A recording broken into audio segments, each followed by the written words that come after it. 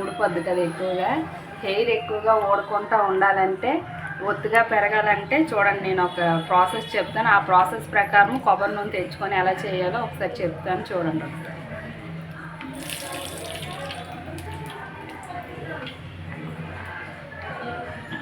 500 gram oil వేసుకున్నానండి. అది 500 grams. అది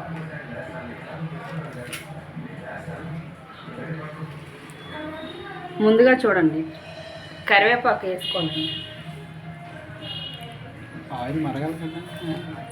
ఆయిల్లో ఇదిగోండి కరివేపాకు వేసుకోవాలి. చూడండి, నేను ఆనియన్స్ వేసుకుంటున్నాను. ఆనియన్స్ ఏంటంటే చుండ్రున్నా ఏమున్నా పోత ఎక్కువగా, హెయిర్ మాత్రం కంపల్సరీగా ఎక్కువగా గ్రోత్ అవుతుంది. చూడండి ఆనియన్స్. తర్వాత చూడండి, ఇది గోరింటాకు అండి. ఎందుకంటే హెయిర్ కొంతమందికి వైట్గా అయిపోయి ఉంటుంది కదా. వైట్గా కాకుండా ఒకవేళ మీకు రెడ్గా ఉండి బ్లాక్ అవ్వాలన్నా కూడా ఇలాగ ఆయిల్లో కలిపేసి మనం వేసుకుంటే హెయిర్ అనేది వైట్గా ఉన్నది కొంచెం రెడ్గా అయ్యి అలాగే బ్లాక్గా అవుతుంది. తర్వాత చూడండి, వెల్లుల్లిపాయల తొక్కలు కంపల్సరీగా వేసుకోనండి, హెయిర్ గ్రోత్ కంపల్సరీ. తర్వాత ఇవ్వండి, ఆనియన్స్ ఎలాగో మనం ముక్కలు కోసాం కదా, దాని తొక్కలు కూడా వేయాలండి హెయిర్ బాగా గ్రోత్ అవ్వడానికి.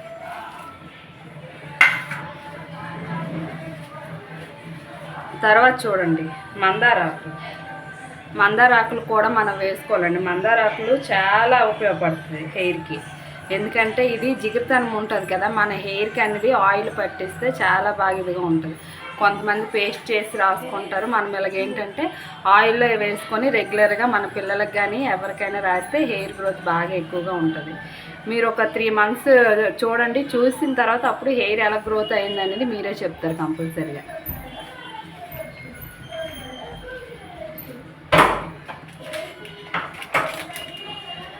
తర్వాత మందార పువ్వులు కూడా ఇలాంటివి వేసుకోవాలండి మనం కంపల్సరీగా.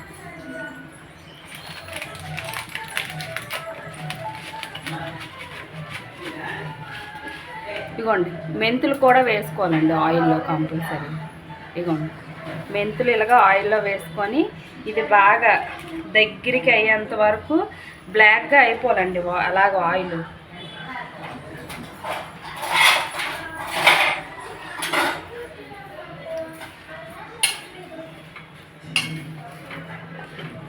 ఇగోండి, ఇలాగా ఆయిల్లో మొత్తం మనం వేసినవన్నీ ఇలా అయిపోవాలి. ఇవేంటంటే బ్లాక్గా మారిన తర్వాత గ్రీన్ కలర్లో ఆయిల్ మారుతుందండి.